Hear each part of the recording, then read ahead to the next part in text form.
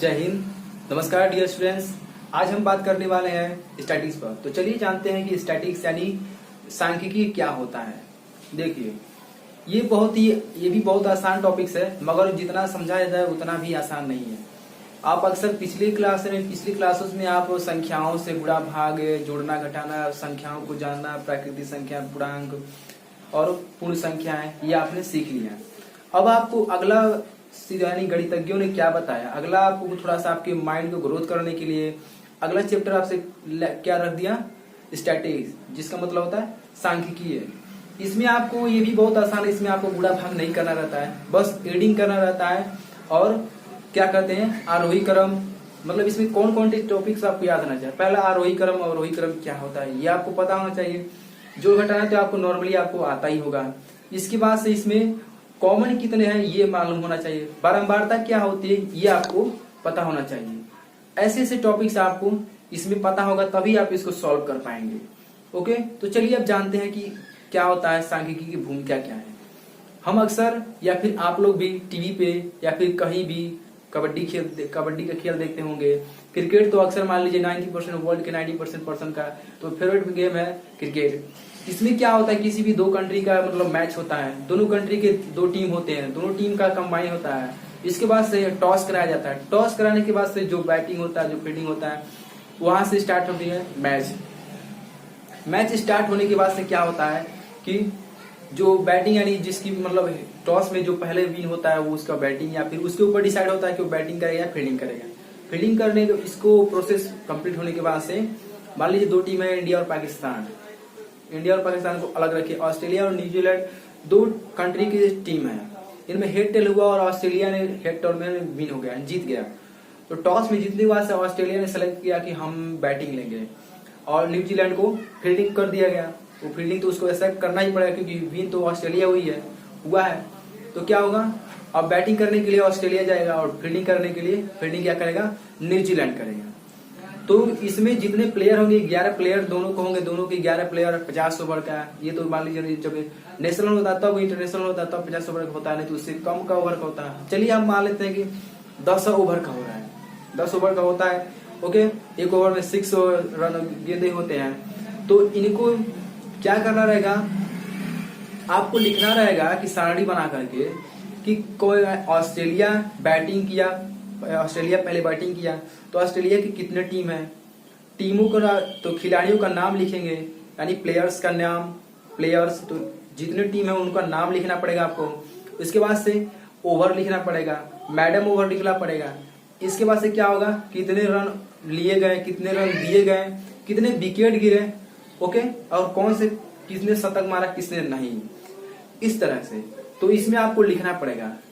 इनका ब्यौरा कंप्लीट होने के बाद से, यानी जितना ओवर था इतना खेलने के बाद से कौन कितना रन मारा, कौन कितने कम रन मारे, कितने ओवर खाए और कितने मतलब कितने विकेट गिरे, ये सब डेटा जब आपको कंप्लीट हो जाता है तब आपको शो कराया जाता है, या जस्ट आपको टीवी या टेलीविजन न्यूज़पेपर में आपको देखने को मिलता है कि हाँ विराट कोहली ने इतना रन मारा, इतने शतक, इतने गेंदों में इतना रन मारा, कैसे मारा, कितना समय लगा, ये सब आपको पता चलता है। तो मुझे उम्मीद है कि आपको समझ आ रहा होगा, मेरी बातों को पकड़ रहे होंगे कि मैं क्या कहना चाहता हूँ। ओके, चलिए इसको एक साइड में रखते हैं, यह क्रिकेट मैच वाला अलग रखते हैं। इसका सेकेंड हम पार्ट लेते हैं, यानी फील्ड लेते हैं। आपका नॉर्मली क्या है, आप जब पढ़ते हैं स्कूल वगैरह में तो क्या होता है, आप 5th क्लास में हैं, क्या करता है, इंग्लिश होता है, हिंदी होता है, मैथ्स होता है, फिजिक्स होता है, केमिस्ट्री होता है, यानी तो नॉर्मली है आपको 6-7 सब्जेक्ट आपको पढ़ना रहता है। तो इसमें मान लीजिए हिंदी में आप पाए 100 में पाए 95 नंबर, इंग्लिश में पाए 50 नंबर, मैथ में पाए 60 नंबर या 80 नंबर, 75 नंबर, इस तरह मान लीजिए वगैरह वगैरह करके मतलब जितना आपने पाया तो लिखा जाएगा आपका क्या। इस तरह आपको जब मार्कशीट निकालने जाते हैं तो लिखा जाता है विषय, तो कितना विषय है, तो इतना विषय है।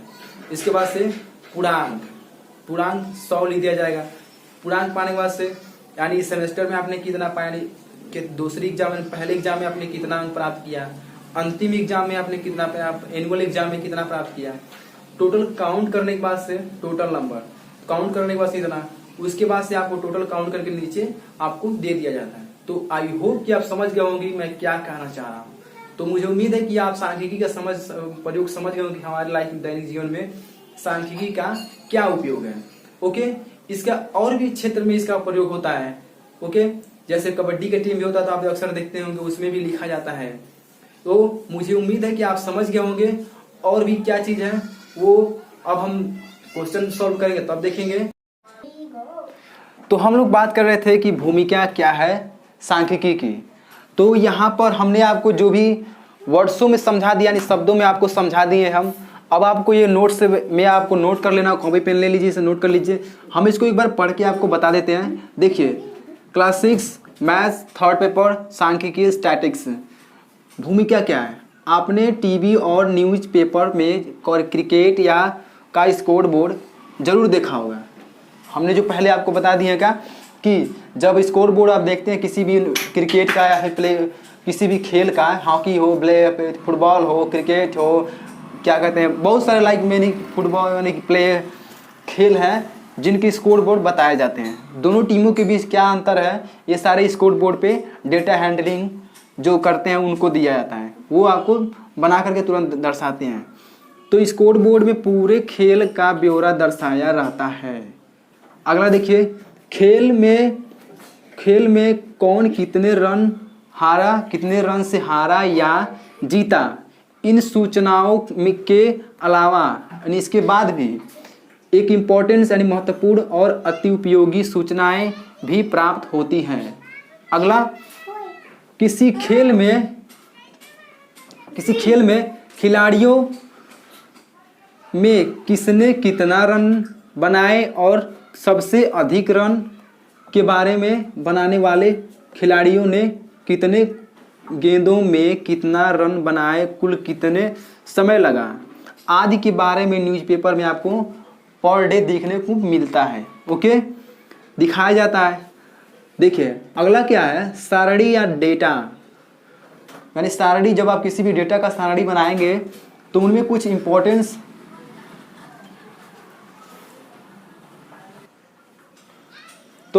कुछ डेटा की जरूरत पड़ती है।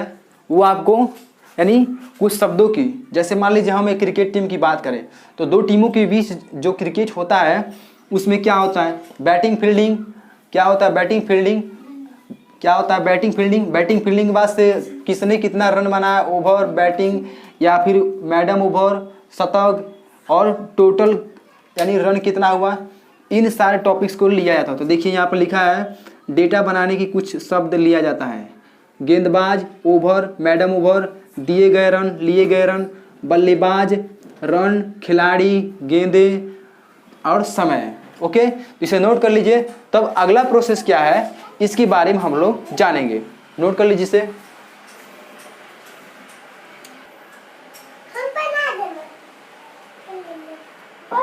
के थ्रू बहुत कुछ बता दिए हैं कि स्टैटिक्स का प्रयोग हम कहाँ पर करते हैं।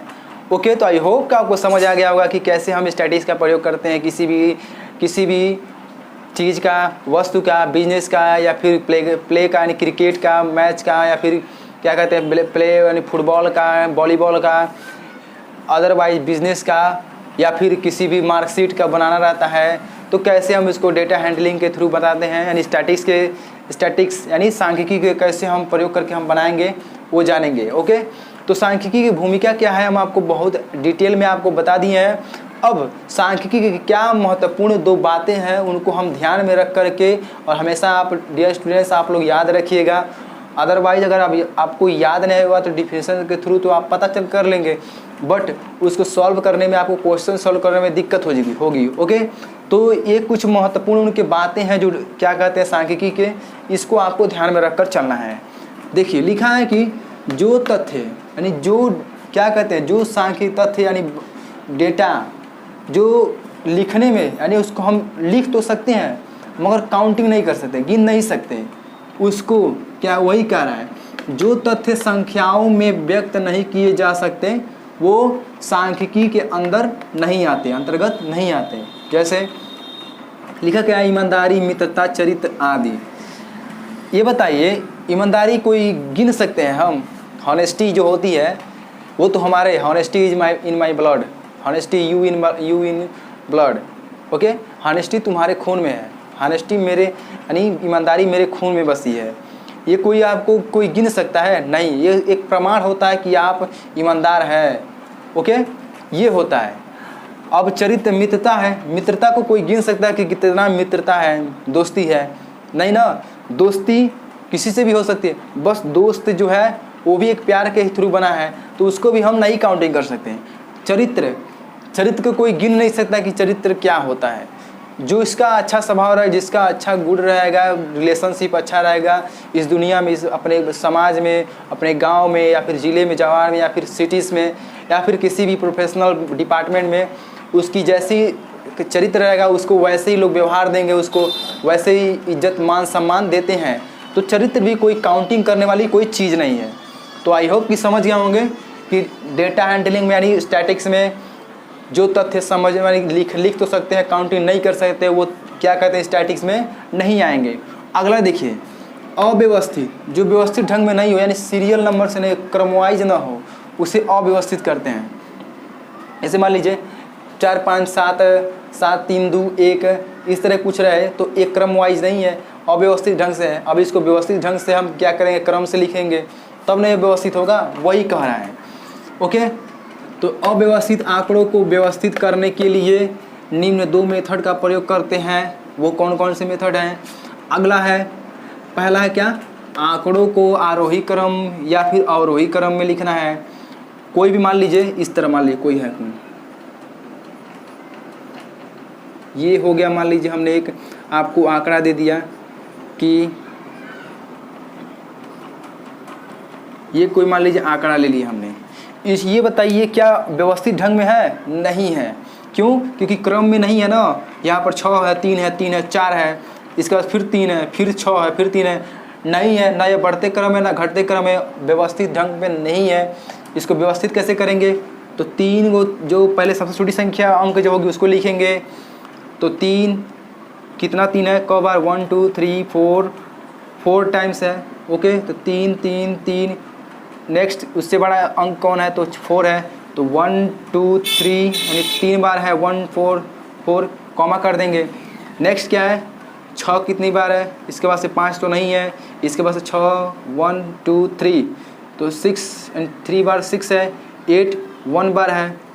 तो इसे कहते हैं क्या, व्यवस्थित ढंग।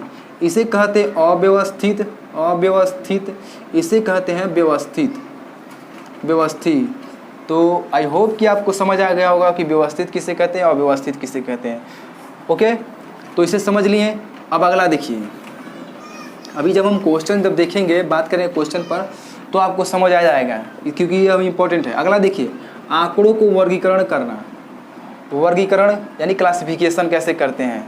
चलिए, हमने ये जान लिया आरोही क्रम में लिखना है, व्यवस्थित ढंग जान लिए, आरोही क्रम में भी लिखना है आंकड़ों को, यानी आरोही में होता है बढ़ते क्रम, घटते क्रम में भी लिखना है।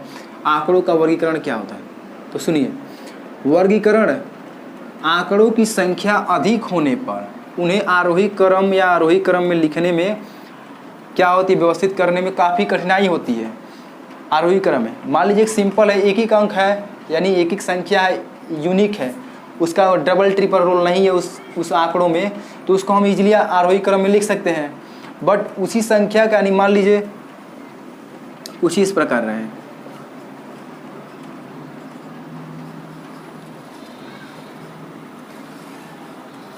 ऐसे मान लीजिए 34 एंड 34 3 टाइम्स आया है, तो इसको आरोही क्रम करने में या अवरोही क्रम करने में तो प्रॉब्लम होगी।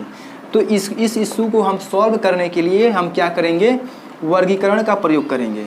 ओके, तो वर्गीकरण में क्या है, एक गुणा के आधार पर और दूसरा क्या है, वर्ग अंतराल के आधार पर। ओके, तो इसको भी हम देखेंगे। ओके, तो सबसे पहले आप इन बातों को आप अपने नोट्स, यानी जो नोट्स बना रहे होंगे उसे आप नोट कर लीजिएगा। एकदम NCERT पर यह बेस्ड है, जो एकदम इम्पोर्टेंट्स है। ओके, तो इसे नोट कर लीजिए, तब हम अगला प्रोसेस इसकी बात करते हैं।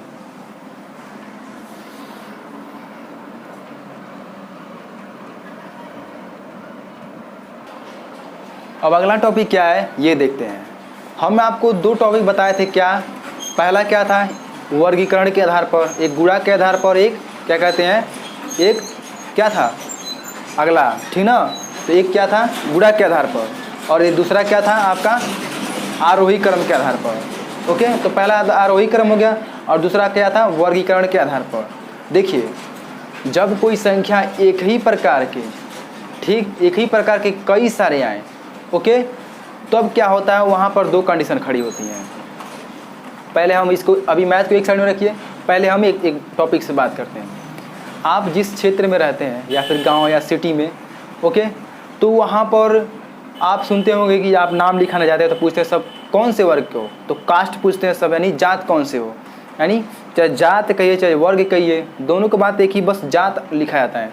तो कौन से कास्ट को, तो हम इस जात के हैं, चाहे सहानी है, पंडित हैं, दुबे हैं, किसी भी जात के हैं, तो ये एक वर्ग बन जाता है।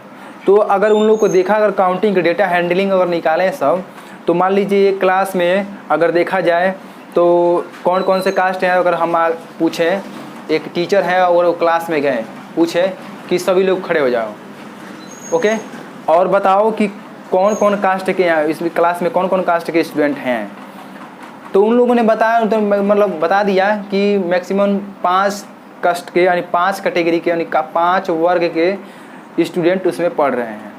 ओके, तो मान लीजिए इसमें एक दुबे हैं, एक सहानी है, एक पाड़े है, एक मिश्रा है और एक क्या है हरिजन है। ओके, कोई भी हो, तो इन कास्टों में ऐसा थोड़ी ना होगा कि मान लीजिए एक क्लास में 5 जात के हैं तो 5 ही लड़के थोड़ी ना पढ़ेंगे, ऐसा नहीं हो सकता। तो एक जात के मान लीजिए दुबे हैं तो दुबे के लिए, या फिर दुबे हो या फिर मुस्लिम हो, तो उनका क्या होगा, ऐसा थोड़ी ना होगा कि मुस्लिम है तो एक ही लड़का मुस्लिम होगा, नहीं, उस जात के कई सारे स्टूडेंट उस क्लास में पढ़ रहे होंगे। तो यही होता है क्या, गुणा के आधार पर, जिसे वर्गीकरण कहते हैं। ओके, चलिए इसे एक साइड में रखते हैं। अगला एक देखिए, अगला जब जनसंख्या की काउंटिंग किया जाता है किसी भी कंट्रीज़ में, तो 2 ही कैटेगरी से किया जाता है। पहला क्या है, एक ग्रामीण क्षेत्र और एक शहरी क्षेत्र। ओके, विलेज एरिया और सेकेंड और क्या है, सिटी एरिया। ओके, तो हमारे भारत देश में भी ऐसे ही सेम काउंटिंग होता है जनसंख्या की। जब काउंटिंग किया जाता है तो क्या होता है, एक ग्रामीण क्षेत्र और एक शहरी क्षेत्र। तो यहाँ पर हम उनके टॉपिक से देखें, तो देखिए यहाँ पर एग्जाम्पल में लिखा गया है कि गुणा के आधार पर वर्गीकरण। देखिए इस वर्गीकरण में जब सब आंकड़े वे जिनमें एक ही प्रकार के गुणा होते हैं एक वर्ग में रखे जाते हैं, एक वर्ग में। ओके, महाराजगंज सिटी है, चाहे मान लीजिए यूपी स्टेट है, इस यूपी स्टेट में क्या होगा, बहुत सारे गांव होंगे, बहुत सारे शहर होंगे। तो उन शहरों के एक साइड में रखा जाएगा और गांव कितने हैं उनको एक साइड में रखा जाएगा। तो टोटल शहर की कितनी पॉपुलेशन है उसको काउंट किया जाएगा और उसके बाद से गांव की कितनी पॉपुलेशन है इससे उसको काउंट करके एक साइड में रखा जाएगा। इससे बैलेंस करना ये आसान हो जाएगा कि कौन से सिटी में ज़्यादा लोग रह रहे हैं या फिर गाँव में लोग रह रहे हैं। ओके, तो यही होता है डेटा हैंडलिंग का नेक्स्ट प्रोसेस, यानी क्या होते हैं स्टैटिक्स का। उन्हें अगला देखिए, और जिनमें दूसरे गुण होते हैं उन्हें दूसरे वर्ग में रखा जाता है। जैसे भारत के विभिन्न प्रदेशों की जनसंख्या को हम उनके विभिन्न निवास स्थान के आधार पर 2 वर्गों में बांटते हैं। पहला क्या है, ग्रामीण क्षेत्र, शहरी क्षेत्र। अब भारत में कितने राज्य, तो 29। तो शहर को अगर काउंटिंग किया जाए तो बहुत सारे शहर हैं। ग्रामीण क्षेत्र अगर एक प्रदेश में काउंटिंग किया जाए, बहुत सारे ग्रामीण क्षेत्र यानी गांव एरिया है। ओके, तो उस गांव में जितने पॉपुलेशन उसको काउंटिंग किया जाएगा तो इस कॉलम में रखा जाएगा। अब उस यूपी, मान लीजिए यूपी है, तो अब यूपी में क्या होगा, यूपी में जो शहर, जितने शहर उन शहर की कितनी पॉपुलेशन है उसको इस वाले कॉलम में लिखा जाएगा। ओके, अब दोनों को हम क्या करेंगे, यहाँ पर चाहे तो योग बना सकते हैं, एक डबल पाई खींच सकते हैं, यहाँ पर ग्रामीण कर दीजिए और यहाँ पर शहरी कर दीजिए। ओके, तो ग्रामीण वाला जितना पॉपुलेशन है इसको चाहे तो हम इसी यहाँ पर लिख सकते हैं और क्षेत्र वाले को यहाँ पर, और टोटल हम दोनों को जोड़ देंगे तो यहाँ पर लिख देंगे।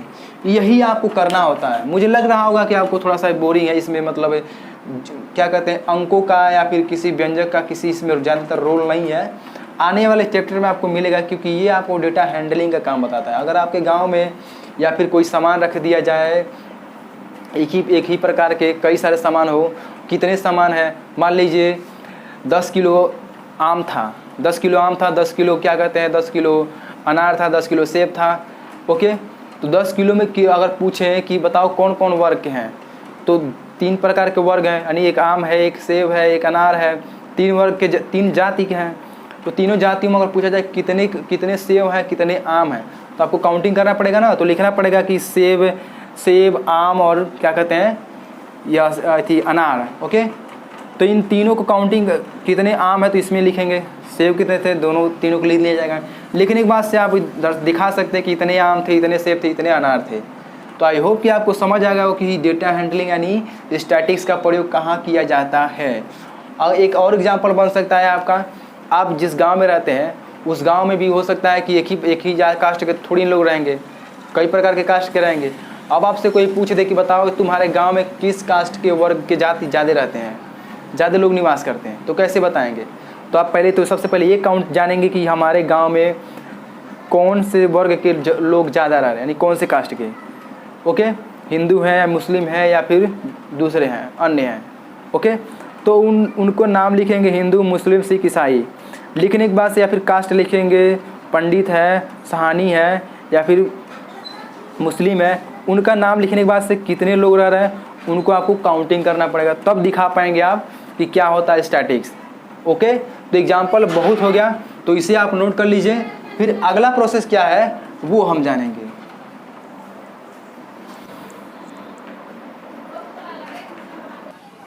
एक छोटा सा हेडिंग वर्ग अंतराल है, इसको भी हम लोग देख लेते हैं, तब इसके बाद से हम लोग वर्ग अंतराल पर सरणी कैसे बनाएंगे ये हम जानेंगे। देखिए, वर्ग अंतराल के आधार पर वर्गीकरण करना, जब आंकड़ों की संख्या बहुत अधिक होती है, यानी बहुत ज़्यादा अधिक होती है, और केवल गुणों के आधार पर इनका वर्गीकरण करना, जो वर्ग अंतराल के बाद बताए हैं। कई प्रकार के जब जास्ट रहेंगे डेटा रहेंगे, उनको कैसे हैंडल करेंगे हम, वो इससे पता चलेगा। करने के लिए अध्ययन की पूर्ति नहीं होती है, तब क्या कहते हैं, संख्यात्मक सामग्री की अधिक प्रभावशाली तथा सांख्यिकी गणना हेतु इन्हें अधिक प्रयुक्त रूप में प्रस्तुत करने के लिए इन आंकड़ों को समूहों या वर्ग अंतरालों में रखकर भी व्यवस्थित करते हैं। ये बस एक क्या कहते हैं दूसरा टॉपिक था, इसे नोट कर लीजिए, इस पे हम लोग बात करेंगे। अब इसके बाद से सारणी वाला टॉपिक देखते हैं। अब हम आपको कुछ एग्जाम्पल के थ्रू ले चलेंगे और एग्जाम्पल के थ्रू समझाने की कोशिश करेंगे कि अब डेटा तो मिल जाएगा, आपको दे दिया जाएगा, फिर कैसे आप इसको हैंडल करेंगे, सारणी कैसे बनाएंगे, ये हम जानेंगे। ओके, इसे नोट कर लीजिए।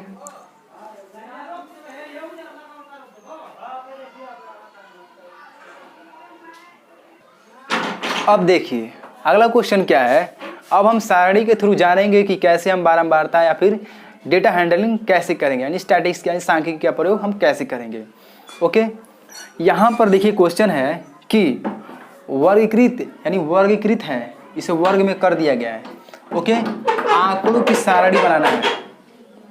जैसे एग्जाम्पल, कक्षा 6 में 20 स्टूडेंट हैं, उन सभी का मैथ सब्जेक्ट के क्वेश्चन पेपर में कुल अंक निम्न है: 22, 26, 22, 28, 38, 40, 40, 38, 28, 28, 22, 16, 27, 27, 16, 22, 36, 38, 38, 16, 28, 26। यहाँ पे हमको क्या करना है, एक सारणी बनाना है। उस सारणी में हमको पता करना है कि कितने स्टूडेंट ने इक्वल नंबर पाया है, कितने स्टूडेंट ने बीच में तक बीच तक पाया है, यानी मिडिल पर है, कितने स्टूडेंट सबसे हायर लेवल पे है। ओके, इन सब को हमको पता करना है, कितने अंक कौन ने पाया है। तो सबसे पहले क्या करना है, इसको लिखने के लिए अब सबसे पहले हम क्या करेंगे, इन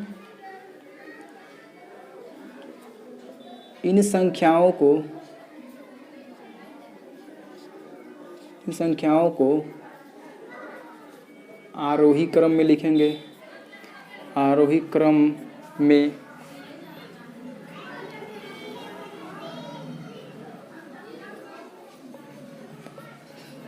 लिखेंगे।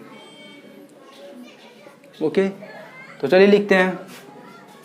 इसमें क्या करना है, सबसे छोटा अंक मिला है कौन है, सबसे छोटा संख्या 16 से भी छोटा देखिए कोई है, 15 है, देखिए मिलाइए, नहीं है। तो हम क्या करेंगे, 16 यानी क्रम से लिखेंगे। आरोही क्रम का मतलब क्या हो, तो बढ़ते हुए क्रम। तो 16 लिख लिए। अब पता करिए कि 16 कितनी बार आया है। 16 मान लीजिए कोई राम नाम का लड़का है, राम नाम का लड़का है और भी लड़के हैं, तो उसमें मान लीजिए राम जो है 16 नंबर पाया। कितना पाया, 16 नंबर। तो इस कैटेगरी की देखिए कितने स्टूडेंट हैं जो 16 नंबर पाए हैं, यानी राम जितना पाया है, मान लीजिए राम 16 नंबर पाए हैं, तो राम के बराबर देखिए कोई इस कक्षा 6 में जो 20 स्टूडेंट हैं उसमें देखिए कितने स्टूडेंट यानी विद्यार्थी हैं जो राम के बराबर नंबर पाए हैं, ये हमको जांचना है। तो चलिए जांचते हैं। तो 16 है, एक राम हो गए, राम 16 पाया है। राम ने, जो राम है वो 16 अंक प्राप्त किया है। ओके, तो 1 2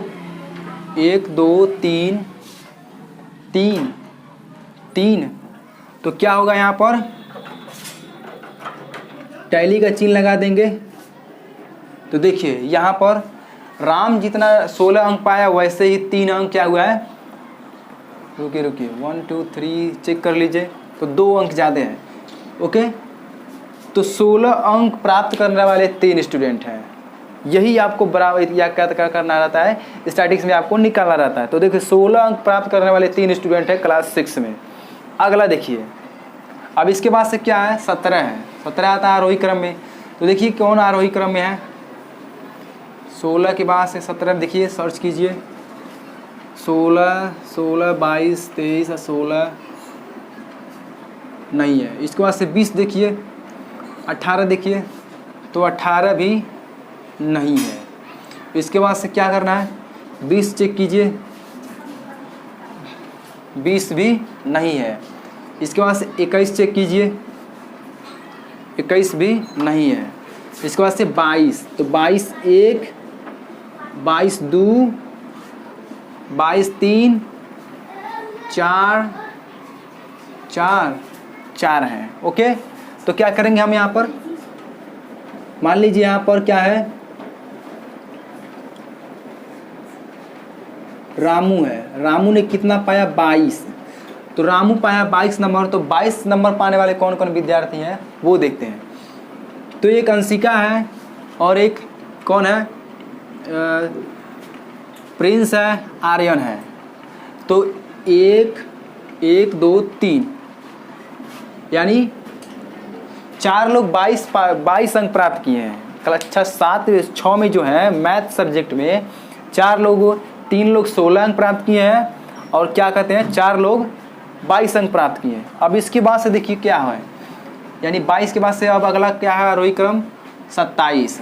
27 को काउंटिंग कीजिए, 1 27 लिखिए, 27 का कोई नाम दे दीजिए, मान लीजिए अभय। अभय कितना पाया है, 27। अब देखिए 27 मिला है तो 1 और कहीं 27, रुकिए एक मिस्टेक हो रहा है यहाँ पर, 26 है। इसको 26 को हम तो भूल ही गए थे। क्या करना है आपको, इसी को 26 बना दीजिए, बस इसे इरेज कर दीजिए। 26 22 16 नहीं, राइट था, मिस्टेक हो रहा था।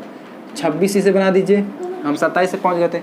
तो देखिए 26, यही चेक करना रहता है आपको। देखिए हमसे भी एक मिस्टेक हो गया, 2 देखिए 26 यानी 26 अंक प्राप्त करने वाले 2 अंक यानी 2 स्टूडेंट हैं।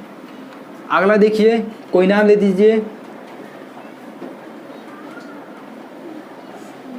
सुमन नाम की कोई है, कोई लड़की है, वो क्या 27 1 2 27, तो 1 2 ये कितना पाई है, तो 2 लड़कियां, एक सुमन है और एक लड़की और है जो 27 अंक प्राप्त किए हैं। अगला देखिए हम यहाँ पर क्या करते हैं, कोमल नाम की कोई लड़की है, इसके बाद से 27 के बाद से क्या आता है 28, तो 1 1 2, इसके बाद से कोई 28, तो क्या कहते हैं 1 2, तो 28 पाई है।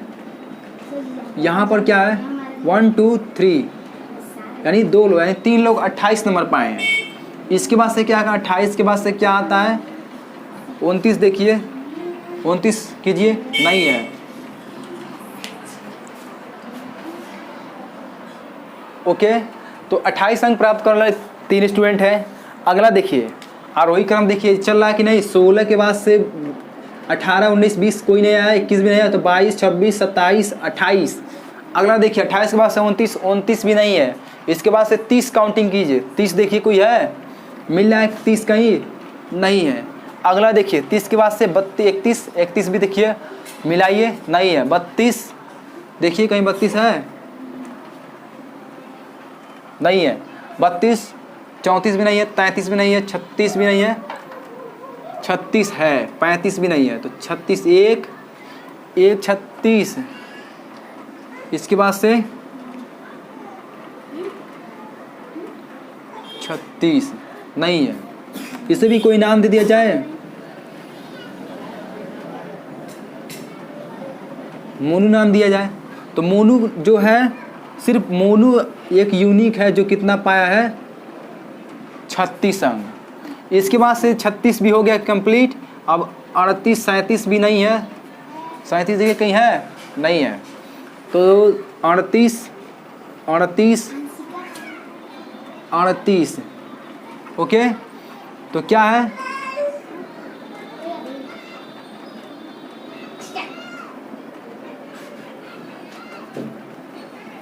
श्याम जो है 38 पाया है, और उसके पाने के साथ 1 2 3, यानी 3 लोग जो हैं वो क्या पाए हैं 38 नंबर पाए हैं।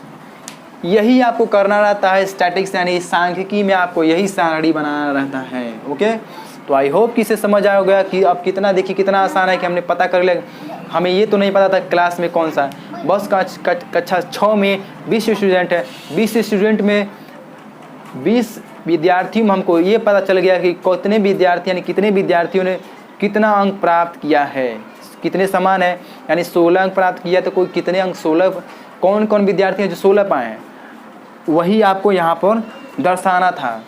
तो इस तरह का मेथड आप प्रयोग करके आप इजीली बता सकते हैं कि कितने लोग एक समान है, कितने लोग कितने ज़्यादा हैं, तो उनके समान के कौन है, उनके बराबर में कौन कौन है, यही आपको सांख्यिकी में पता करना रहता है। आई होप इसे समझ गए होंगे, नोट कर लीजिए। अगला क्वेश्चन देखते हैं।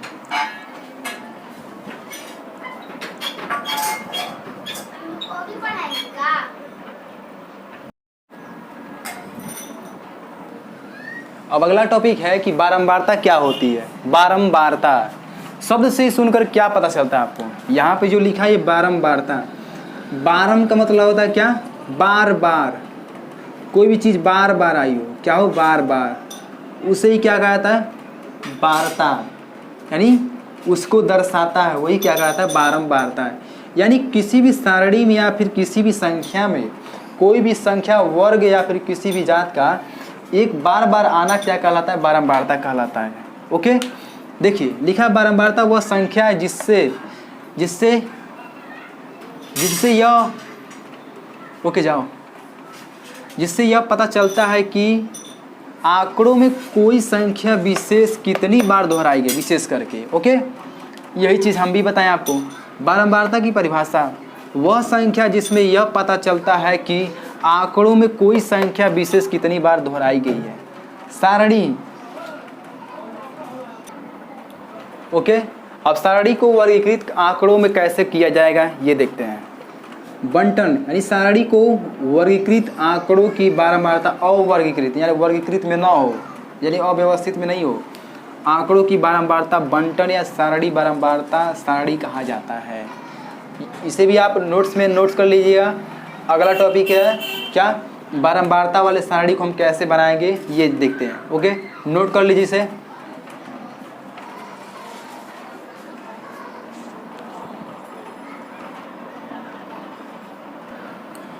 तो चलिए एक लास्ट क्वेश्चन है जिसको हम सॉल्व करते हैं, इसके बाद से टॉपिक एंड हो जाएगा। इसके बाद से हम कल पढ़ेंगे क्या, अलजेब्रिक फंक्शन यानी बीजीय व्यंजक किसे कहते हैं। लिखिए, लिखा है बारंबारता सारणी बनाना। हमने आप पिछले लेक्चर में आपको बताया कि बारंबारता क्या होती है। जब किसी भी डेटा में या स्टैटिक सांख्यिकी में क्या होता है, कोई भी संख्या, वर्ग या किसी भी चीज़ की विशेष पोजीशन क्या होता है, बार बार रिपीट हुआ, वही क्या कहलाता है, बारंबारता कहलाता है। तो देखिए यहाँ पर एक क्वेश्चन है, ये आपको डिफिनेशन दे दिया है। तो बारंबारता सारणी बनाने के लिए 4 ऑप्शन है आपके पास। 4 ऑप्शन आपको हर हमेशा याद रखना चाहिए, अक्सर आपको याद रहना चाहिए। 4 ऑप्शन क्या है, क्रम संख्या, दूसरा क्या है स्तंभ यानी तापमान क्या है, यानी किसी भी वस्तु की क्वांटिटी क्या है, ओके। इसके बाद से उसके चौथा है टैली चिन्ह, इसके बाद से क्या है, चौथा है आपका बारंबारता, तीसरा टैली चिन्ह, चौथा बारंबारता। वही लिखा है, सबसे पहले 4 स्तंभों वाला एक सारणी बनाए गए। तो यहाँ आंकड़ों की सारणी में 4 स्तंभ वाला बना लेते हैं हम। 1 2 3 4 4 स्तंभ वाला सारणी बन गया। बनाने के बाद से पहले, जिसमें पहला स्तंभ क्रम संख्या होगा, तो पहला स्तंभ क्या है, क्रम संख्या हो गया, क्रम संख्या हो गया। दूसरा स्तंभ क्या होगा, तापमान के लिए, तो तापमान से रिलेटिव है, अभी बताते हैं। तो तापमान यानी डिग्री सेल्सियस में है। थर्ड क्या है, टैली चिन्ह के लिए, टैली चिन्ह ऐसे लगाया जाता है, ओके। टैली चिन्ह, टैली चिन्ह, ओके। फोर्थ क्या है, बारंबारता, कोई भी चीज़ कितनी बार आई है, बार बार दोहराई गई है, यानी कौन इन तापमानों में से कितने तापमान जो है समान, यानी 30 दिनों में कितने सामान्य तापमान थे, वो कह रहा है बारंबारता। हमने ये चारों स्तंभ बना लिए, चारों स्तंभ के नाम दे दिए। अब देखिए क्वेश्चन कह रहा है कि किसी शहर का एक माह के, किसी शहर में, हम क्या लिख दिए, किसी शहर में एक माह में, यानी एक महीने में 30 दिनों का न्यूनतम तापमान इतना है, ओके। तो इसको क्या करना, हम इसको बारंबारता निकालना है। तो बताइए कि बारंबारता कितनी बार आई हुई है, ओके। तो सबसे पहले इसमें भी क्या करना है, आपको वही फॉर्मूला फॉलो करना है, आरोही क्रम में पहले लिखना है। तो सबसे छोटी संख्या क्या है, देखिए कहीं 10.1 तो देखिए नहीं ना है, 10.1 10.1 10.1 10.1 नहीं है, यानी ये 10.2 है। तो इसे हम क्रम से लिख लेंगे 10.2। अब आपको यहाँ पर देखना ये है कि जो 10.2 है ये कितनी बार आया है। तो यहाँ पर 1 2, यहाँ पर देखिए 1 2 3 4 5 5 6 7 बार, यानी तापमान में क्या है आपको, रुकिए एक सेकेंड, यहाँ पर क्रम संख्या 1 है, तापमान कितना है, तो 10.2। अब कितनी बार टैली चिन्ह लगाएं, कितनी बार आया है, तो 1 2 3 4 5 6 7, यानी 7 बार आया है। टैली चिन्ह कितना लगाएंगे, 7 बार। इसके बाद से क्या बारंबारता कितनी बार होगी, तो 7, क्योंकि 7 बार आया है तो ये होगा। टैली चिन्ह ये बताता है कि कोई भी संख्या बार बार रिपीट हुई है तो उसे समान रूप में दर्शाने के लिए टैली चिन्ह लगाया जाता है। अगला देखिए, तो 2 के बाद से 3 आता है, तो 2 हो गया, इसको हम अच्छे से बना लेते हैं। 2 3 4 5 6 7, ओके। दूसरा क्या है, 3, तो देखिए 3 कितनी बार आया, तो 3 इसमें 1, इसमें भी नहीं आया, इसमें भी नहीं आया, 2 नहीं है, 3 यानी 3 बार है। तो 10.3 1 2 3 3 बार, बारंबारता 3 बार हुई है इसकी। इसके बाद से क्या, 4 मिलाइए, काउंटिंग कीजिए, इसमें 4 नहीं है, 4 नहीं है, 4 नहीं है, 4 है, 2 यानी 1 एक ही बार है, तो 10.411। नेक्स्ट क्या है, आरोही क्रम में देखिए हो रहा है कि नहीं। चौथा क्या है, अब 4 के बाद से 5 आएगा, तो इसमें 5 नहीं है, 5 5 1 2 3 4 नहीं है, तो 10.5 1 2 3 4 बार बारंबारता हुई, यानी 4 बार इसकी बारंबारता हुई है। इसके बाद से क्या है, 5वां, 5 के बाद 6, 6 इसमें भी है, तो 1, ये बस हम समझने के लिए इसे नोटेशन दिए हैं। तो 1 2 3 4 5 यानी 5 बार हो गया। तो 10.6 1 2 3 4 5 5 बार। नेक्स्ट क्या है 7, तो 1 2 1 2 2 3 4 5 5 बार इसकी बारंबारता है। तो 10.7 1 2 3 4 5 5। इसके बाद से क्या है 7वां है, तो 7वां 7 हो गया, 8 है। 8वां देखिए, इसमें नहीं है, 8 है। 8 बस एक ही बार, तो लिख सकते हो 10.811 ऐसे ही निकाला जाता है। और भी है, इसको सिम आप निकाल सकते हैं। ओके, तो इसे आप आई होप कि समझ गए होंगे कि किस तरह बारंबारता किसी भी संख्या, डेटा हैंडलिंग या प्लेग्राउंड से रहे, यानी खेल से रिलेटिव रहे, या फिर मार्क से रिलेटिव रहे, या फिर क्लास से रिलेटिव रहे, या फिर किसी भी प्रॉफिट लॉस या बिजनेस से कैसे हम डेटा हैंडलिंग यानी कैसे हम सारी डेटा का बनाएंगे। आई होप कि समझ गए होंगे। तो बने रहिए हमारे अतुल कोचिंग सेंटर के साथ। मिलेंगे ऐसे इंटरेस्टिंग वीडियो के साथ नेक्स्ट वीडियो में, जो आपका अलजेब्रिक एक्सप्रेशन।